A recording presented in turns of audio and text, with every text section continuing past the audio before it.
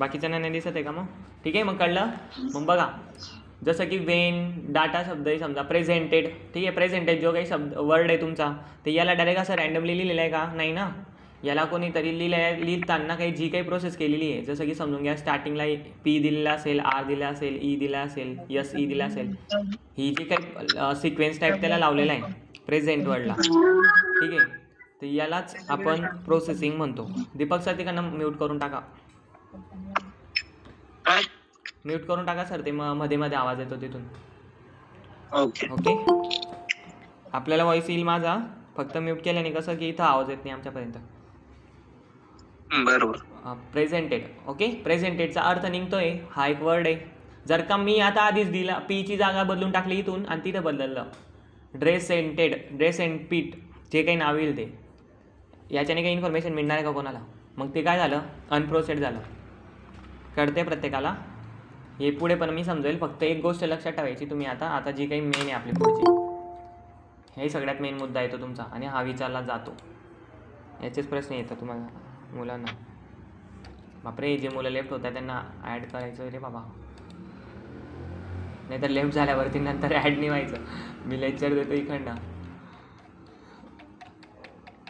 ठीक आहे. लगेच जॉईन व्हायचं त्यांनी लेफ्ट झाले की.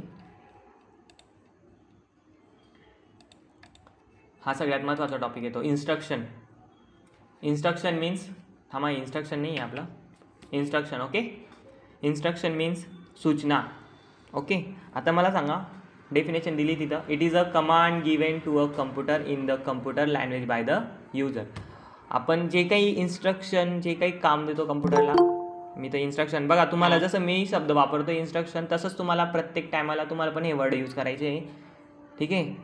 जेणेकरून जेव्हा पण तुम्ही कम्प्युटरच्या बाबतीत बोलत जरी असले तर समोरच्याला तुमचं जे काही नॉलेज आहे ते दिसून येईल.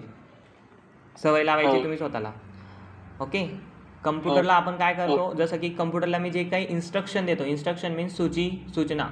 आता समजून घ्या आपण सगळे एका क्लासचे स्टुडंट आहे सगळे. ओके, इमॅजिन करायचे सगळ्यांनी आज क्लासचे स्टुडंटच आहे, ठीक आहे. आणि मी आता ग्रुपला सूचना टाकली, प्रत्येकाने सगळ्यांना कडकडीची सूचना आहे, प्रत्येकाने आपापले नोट्स लवकरात लवकर 2 दिवसात कंप्लीट करून द्यायचे आहे. यामध्ये काय समजलं तुम्हाला? याच्यामध्ये काही वर्क मिळालं आहे का तुम्हाला? याच्यामध्ये तुम्हाला होमवर्क मिळालेला आहे, एक वर्क मिळालेलं आहे की सरांनी काय सांगितलेलं आहे, नोट्स कंप्लीट करायला सांगितलं आहे. मग तुम्हाला त्या शब्दामध्ये, त्या सूचनामध्ये काय समजलं? वर्क दिलेले करायला, वया कंप्लीट करायचे तर करायचे, द्यावा लागतील, नाहीतर अबसेंटी लागू शकते,